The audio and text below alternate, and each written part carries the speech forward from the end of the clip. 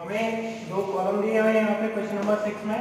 ठीक है, हमें ये मैच करना है कि कौन सा किसके लिए सही है। ठीक है, तो यहाँ पे इनर प्लैनेट हमारे, तो सबसे पहले इनर और आउटर प्लैनेट बता देता हूँ आपको। जो हमारे क्या है, सन के जो 4 नियरेस्ट प्लैनेट है उनको कहते हैं इनर प्लैनेट, और जो 4 फारेस्ट प्लैनेट है उनको बोलते हैं फारेस्ट प्लैनेट। ठीक है, 4 जो बाहर के प्लैनेट हैं जो दूर दूर है उनको क्या कहते हैं, फारेस्ट प्लैनेट। ठीक है, तो नियरेस्ट प्लैनेट में एक प्लैनेट है ना, एक प्लैनेट है ना हमारे पास। तो फर्स्ट 4 कौन सा होते हैं, जो सबसे नियरेस्ट है। पहले आता है क्या, मर्क्यूरी, फिर आता है वीनस, फिर आता है अर्थ, फिर आता है मार्स। तो ये चारों प्लैनेट के इनर प्लैनेट है और ये आउटर प्लैनेट जो है वो कौन कौन से हैं, जो फारेस्ट वाले हैं। जुपिटर हो गया, सैटर्न हो गया, यूरेनस और नेपच्यून। ठीक है, तो यहाँ पे सबसे पहले इनर प्लैनेट में कौन कौन से आते हैं, अर्थ आता है, मार्स आता है और जुपिटर आता है, सॉरी अर्थ, मार्स, वीनस और मर्क्यूरी आता है। तो यहाँ पे कौन कौन से हैं, अर्थ है और मार्स है। तो इसको कर देंगे यहाँ मैच। ठीक है, इस तरीके से हम कर सकते हैं इसको मैच। दो प्लैनेट है ना यहाँ पे इनर प्लैनेट। आउटर प्लैनेट कौन सा इनमें से, तो आउटर प्लैनेट कौन सा है, सैटर्न है। ठीक है, तो ये सैटर्न हो जाएगा, एक ही है ना, इसके अलावा तो नहीं है कोई, नहीं इसके अलावा नहीं है। इसके बाद कॉन्स्टेलेशन क्या होता है, ग्रुप ऑफ स्टार्स। तो कौन कौन से कॉन्स्टेलेशन है, एक तो ओरायन है हमारे पास। ठीक है, और एक कौन सा है, ग्रेट बियर कौन सा होता है, 7, उसको सप्तऋषि तारामंडल बोलते हैं। ठीक है, एक ओरायन होता है जिसमें 8 स्टार्स आते हैं, इसमें 7 स्टार्स आते हैं। तो इसको इस तरीके से मैच कर सकते हैं हम। ठीक है, सैटेलाइट ऑफ द अर्थ के जो सैटेलाइट है वो कौन कौन से हैं। अब हमारे पास मून और ये बच रखा है पोल स्टार। तो पोल स्टार तो सैटेलाइट हो नहीं सकता क्योंकि वो क्या है, एक स्टार है। ठीक है, तो ये हो जाएगा इसका। तो इस तरीके से आप क्या कर सकते हो, मैच कर सकते हो इसे। इसके बाद नेक्स्ट क्वेश्चन करते हैं। क्वेश्चन नंबर 7 है हमारे पास, in which part of the sky can you find Venus if it is visible as an evening star. ठीक है, तो जो हमारा वीनस है तो हमें कहाँ पे मिलता है, जब क्यों हम उसे इवनिंग स्टार बुलाते हैं। ठीक है, तो जो वीनस है हमें वो कहाँ पे हमें दिख सकता है, एक तो सबसे पहले ईस्टर्न पार्ट में दिखता है हमें सुबह को जब सनराइज होता है। ठीक है, and western part of after sunset के बाद वेस्टर्न पार्ट में हमें दिखता है वो, इसलिए उसे क्या कहते हैं, इवनिंग स्टार भी कहते हैं और क्या कहते हैं, मॉर्निंग स्टार भी कहते हैं। ठीक है, तो वीनस एक हमारा स्टार है जिसको हम भोर का तारा, हिंदी में क्या कहते हैं, स्टार भोर का तारा कहते हैं उसे। ठीक है, इवनिंग स्टार और मॉर्निंग स्टार भी कहते हैं उसे। ठीक है, इसके बाद 8th क्वेश्चन हमारे पास, name the largest planet of the solar system. तो लार्जेस्ट प्लैनेट कौन सा है सोलर सिस्टम का, Jupiter is the largest planet of the solar system. ठीक है, इसके बाद नेक्स्ट क्वेश्चन करते हैं। क्वेश्चन नंबर 9 हमारे पास, What is the constellation? Name any 2 constellations. ठीक है, हमें बताना है constellation क्या होता है। तो हमें पता है the group of stars that form recognizable pattern in the sky. ठीक है, ऐसे स्टार क्या होते हैं, एक स्टार्स का ग्रुप होता है, वो क्या करता है, एक रिकॉग्नाइजेबल पैटर्न बनाता है। मतलब जैसे पैटर्न हम क्या कर सके, पहचान सके जिन पैटर्न को, उनको हम कहते हैं कॉन्स्टेलेशंस। ठीक है, तो 2 कॉन्स्टेलेशन हमारे पास, उर्सा मेजर एंड ओरायन। ठीक है, तो अब क्वेश्चन नंबर 10 है, draw sketches to show the relative position of prominent star in Ursa Major and Orion. ठीक है, तो ओरायन का हमें एक स्केच बनाना तरफ। तो ओरायन कैसा दिखता है, एक हंटर की तरह दिखता है, हथौड़ी की तरह दिख रहा है ना। यहाँ पे क्या है,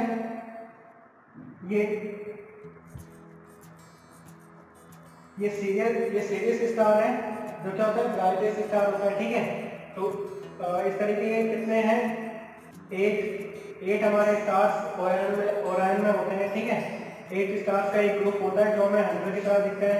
इसी तरीके से उर्सा मेजर में भी क्या होता है, 7 स्टार्स होते हैं और एक क्या बनाते हैं, रेक्टेंगल बनाते हैं, और 3 इस तरीके से होता है। ठीक है, 3 क्या होते हैं, इस तरीके से टेल के जैसे होते हैं। तो इस तरीके से हमारे कहते हैं इन दोनों में डिफरेंस होता है, ये 7 स्टार्स का होता है, ये 8 स्टार्स का होता है। ठीक है, क्वेश्चन नंबर 11 है हमारे पास, name 2 objects other than planets which are member of the solar system। तो हमें दो ऐसे ऑब्जेक्ट बताने हैं जो क्या हो, प्लैनेट से अलग हो, ठीक है, जो सोलर सिस्टम में एग्जिस्ट करते हो। तो क्या है, एक मेटेओर लिख सकते हैं हम, एक एस्टेरॉइड लिख सकते हैं। तो मेटेओर क्या होता है, meteor are small celestial object that are seen as bright streak of light in the sky, ठीक है। तो हमें एक स्काई, ब्राइट स्काई के उसमें दिखती है ये, ठीक है, सेलेस्टियल ऑब्जेक्ट है ये। Due to the heat produced by friction, जब ये अर्थ के एनवायरनमेंट में एंटर होती है तो फ्रिक्शन वहाँ पे होता है, फ्रिक्शन की वजह से हीट जनरेट होती है, ठीक है। उसी हीट की वजह से क्या होता है, ये मेटेओराइट जो होते हैं जलते हैं और क्या होते हैं, while entering in this cause the bright streak in the sky. इससे हमें क्या दिखता है, ब्राइट स्ट्रेक दिखती है, ठीक है, ब्राइट लाइन दिखती है, ऐसे जाते हुए आगे आते हैं, ठीक है। इसी तरीके से एस्टेरॉइड है, the asteroids are collection of the huge number of small objects.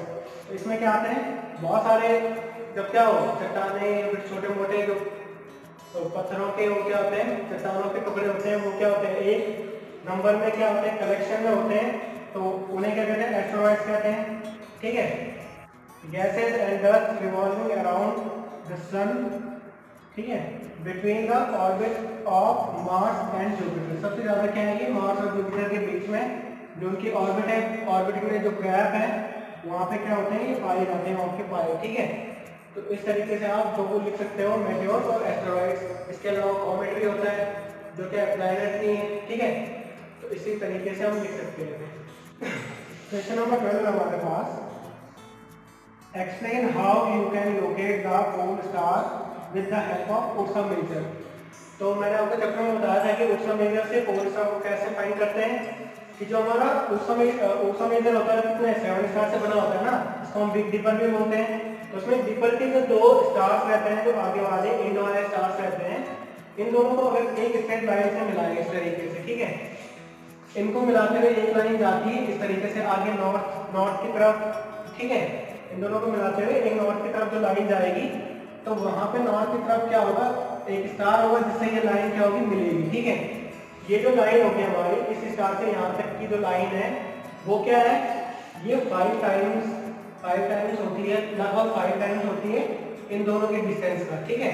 इन दोनों की जो डिस्टेंस है इसका 5 टाइम्स होता है ये वाली डिस्टेंस, ठीक है। तो इस तरीके से हम क्या करते हैं, लोकेट करते हैं पोल स्टार, इसी को हम क्या कहते हैं, पोल स्टार कहते हैं, ठीक है। तो हम लिख कैसे सकते हैं इसे, for locating the pole star in the sky first the big dipper must be found. सबसे पहले हमने ये ढूंढना है जो उर्सा मेजर है हमारा, ठीक है। इस तरीके का शेप होगा, एक बिग डिपर की तरह शेप होगा इसका। The bowl of the Ursa Major consist of 4 bright stars. अब जो ये वाला है हमारा बोल, ये 4 स्टार से बना है ना, तो imagine the 2 stars at the end। हमें क्या करना है, 2 स्टार्स को इमेजिन करना है, then make an imaginary line। क्या कर रहे हो, एक दूसरे को एक लाइन से, स्ट्रेट लाइन से क्या कर रहे हैं, जोड़ रहे हैं ना, ठीक है, टुवर्ड द नॉर्थर्न डायरेक्शन। यहाँ से लाइन इसको जोड़ते हुए एक नॉर्थ डायरेक्शन में सीधी लाइन जाएगी, स्ट्रेट लाइन, ठीक है। Connecting these 2 stars the imaginary line meets the star। इन दोनों लाइन, ये जो लाइन है इन दोनों स्टार्स को मिलाकर एक और स्टार से यहाँ पे मिलती है, उसको हम क्या कहते हैं, पोल स्टार कहते हैं, ठीक है। इस तरीके से हम फाइंड कर सकते हैं। और जो ये वाली लाइन होती है यहाँ से यहाँ तक वाली, ये कितनी होती है, लगभग 5 टाइम्स होती है इस लाइन के, ठीक है। तो इस तरीके से हम क्या कर सकते हैं, पोल स्टार को फाइंड कर सकते हैं, ठीक है। एक तरह से जो हमारा ये उर्सा मेजर होता है ना, ये पोल स्टार के चारों तरफ क्या करता है, रिवॉल्यूशन करता है, ठीक है। तो हम इसकी वजह से पोल स्टार को कहीं पे भी क्या कर सकते हैं, फाइंड कर सकते हैं। क्वेश्चन नंबर 13 हमारे पास, do all stars in the sky move at. हमें क्या बताना है, जो हमारे स्टार्स होते हैं क्या वो सारे के सारे क्या करते हैं, मूव करते हैं, एक्सप्लेन करना है, ठीक है। तो हम लिखेंगे नो, ठीक है। सारे स्टार्स क्या होते हैं, स्टेशनरी होते हैं अपनी जगह पे, ठीक है। अब वो मूव करते हुए हमें क्यों दिखते हैं, इसका रीजन है the earth rotates on its axis. जो हमारी अर्थ है ना, जो अर्थ है वो अपनी एक्सिस पे क्या करती है, रोटेट करती है, वेस्ट से ईस्ट की तरफ क्या करती है, रोटेट करती है वो, ठीक है। इसलिए जो हमारे सारे स्टार्स हैं, सिर्फ पोल स्टार को छोड़ के वो सारे के सारे हमें क्या दिखते हैं, मूव करते हुए दिखते हैं ईस्ट से वेस्ट की ओर, मतलब वो इधर की तरफ मूव करते हुए दिखते हैं हमें, ठीक है, जैसे सनराइज और सनसेट वाला सिस्टम है ना, उसी तरीके से, ठीक है। With reference to east, pole star in the sky does not seems to move, ठीक है, बिकॉज जो पोल स्टार है हमारा वो हमें मूव करते हुए नहीं दिखता। क्यों नहीं दिखता? Because it is located about the axis of rotation. अब जो ये रोटेशनल एक्सिस है ना, इस एक्सिस के अराउंड क्या करते हैं, अर्थ क्या करती है, रोटेशन करती है। तो जो हमारा पोलर स्टार होता है वो एक्सिस के ऊपर होता है, ठीक है, यहाँ पे होता है। जब रोटेट होता है तो ये वाला पार्ट क्या होता है, तो ऊपर वाली चीज हमें नॉर्थ पोल वाली और साउथ पोल वाली चीज क्या होती है, हमें वहां पे अगर कोई भी चीज होगी तो वो रोटेट नहीं होती, ठीक है। तो मतलब उसके ऊपर वाली जो भी चीज होगी वो हमें स्टेशनरी दिखाई देगी, ठीक है। Of the earth in the north direction it seems to remain stationary at the point in the sky, ठीक है। तो ये रीजन है कि जो हमारा क्या होता है, पोल स्टार होता है, वो क्या होता है, एक्सिस के ठीक ऊपर होता है, जिससे जब रोटेट होता है ये, तो रोटेट होते हुए हमें क्या दिखता है, वो स्टेशनरी, ठीक है। क्वेश्चन नंबर 14 हमारे पास, Why is the distance between star expressed in light years? ठीक है, हमें बताना है कि लाइट ईयर्स में हम क्यों एक्सप्रेस करते हैं स्टार्स के बीच की डिस्टेंस को। What do you understand by the statement that a star is 8 light year away from the earth? ठीक है, और इसका भी हमें मतलब बताना है कि अगर 8 लाइट ईयर है कोई स्टार हमारे अर्थ से, तो वो किलोमीटर में कितना होगा, ठीक है। तो हम लिख सकते हैं the distance of the star from the earth and the distance between the stars are very huge, ठीक है। क्या होती है, बहुत ज्यादा डिस्टेंस होती है, किसी भी स्टार की जो हमसे डिस्टेंस है वो क्या है, बहुत ज्यादा होती है, ठीक है। It is troublesome to express this distance in kilometre. तो ये क्या हो सकता है, हमारे लिए ट्रबल जनरेट कर सकता है, मतलब इतने ज्यादा जीरोस हमें लगाने पड़ेंगे किलोमीटर में शो करने के लिए, ठीक है। मतलब अगर मैं एक स्टार की बात करूं तो हमें कितने जीरोस लगाने पड़ेंगे, अगर सन की बात करता हूं मैं तो उसमें 7 to 8 जीरोस लगाने पड़ते हैं हमें, ठीक है। तो therefore these huge distance are expressed in light years, ठीक है, इसलिए इनको लाइट ईयर्स में क्या किया जा सकता है। तो हमारा जो 1 लाइट ईयर होता है वो कितना होता है, 1 light year is equal to the distance travelled by the light in 1 single year, ठीक है। लाइट जब 1 सिंगल ईयर में जितने डिस्टेंस को क्या करती है, कवर करती है, उसको हम कहते हैं 1 लाइट ईयर। तो 1 light year is equal to होता है 9.46 × 10⁻12 किलोमीटर। मतलब लाइट 1 ईयर में कितनी डिस्टेंस कवर करती है, 9.46 × 10⁻12। 10⁻12 का मतलब क्या है, 10 के पीछे कितनी है, 12 जीरो है, ठीक है। इतने किलोमीटर क्या करती है लाइट हमारी कवर करती है इस डिस्टेंस को 1 ईयर में। तो हमारी जो अगर distance of a star from the earth is 8 light years है, तो इसका मतलब क्या होगा, जो डिस्टेंस इन किलोमीटर कितनी होगी, 8 मल्टीप्लाई बाई कर देंगे 9.46 × 10⁻12 किलोमीटर से, तो हमारे पास आंसर क्या आएगा, ये आ जाएगा 7.568 × 10⁻12 किलोमीटर। इतनी डिस्टेंस में हमारा मतलब जो ये होगा, जो स्टार हमसे 8 लाइट ईयर दूर है, तो वो एक्चुअल में कितना होगा, 7.5 × 10, ये हो जाएगा आपका ये, सॉरी, ठीक है, 75.68 × 10⁻12 किलोमीटर, ठीक है। तो इस तरीके से हम इसको करेंगे। अब आगे चलते हैं, क्वेश्चन नंबर 15 हमारे पास, the radius of Jupiter is 11 times of the radius of earth, ठीक है। तो क्वेश्चन में हमें क्या आया है, इफ जो हमारा जुपिटर है उसकी रेडियस हम मान लेते हैं, जुपिटर की रेडियस हम मान लेते हैं r' और अर्थ की रेडियस मान लेते हैं r, ठीक है। तो ये क्वेश्चन में कह रहा है कि जो जुपिटर की रेडियस है वो अर्थ की रेडियस की 11 टाइम्स है, ठीक है। तो हम लिख सकते हैं जो r' है वो कितनी है, 11 टाइम्स ऑफ अर्थ रेडियस, ठीक है। तो ये क्या हो जाएगा, r' is equal to 11r, ठीक है। तो 11 टाइम्स है।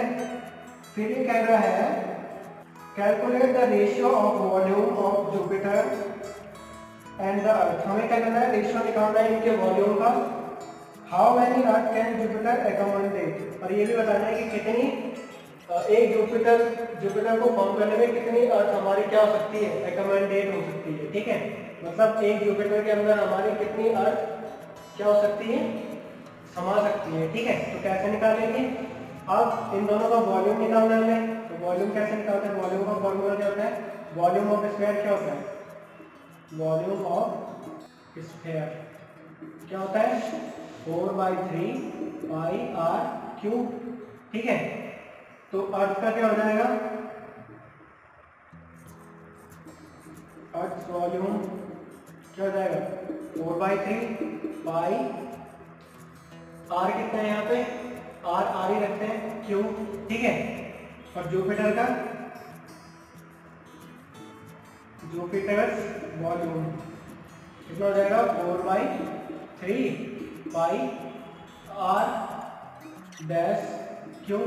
अब आर डैश की जगह पे हम क्या रखेंगे? 11 टाइम्स ऑफ आर, तो ये कितना हो जाएगा? 4/3 पाई आर की जगह पे कितना है? 11 इंटू आर क्यूब। ठीक है,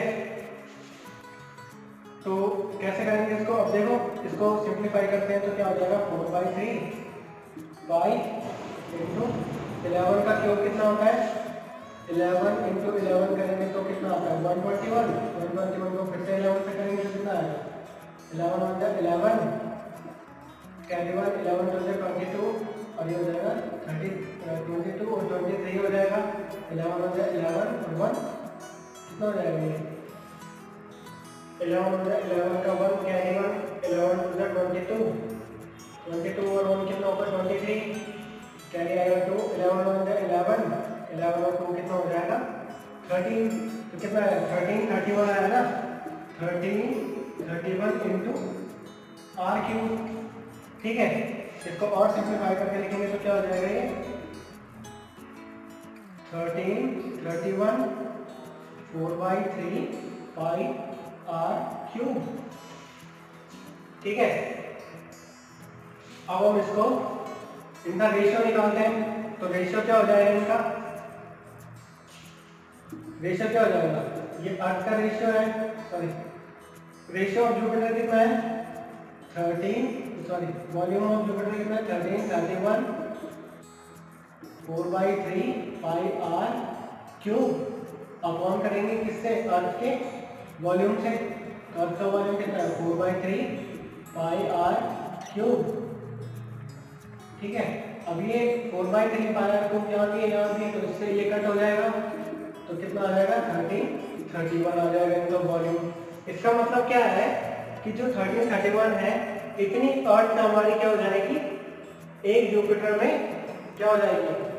समा जाएगी। ठीक है, तो 31 अर्थ हमारी एक जुपिटर के अंदर क्या हो सकती है? समा सकती है। ठीक है, तो इस तरीके से इस क्वेश्चन को हम कर सकते हैं।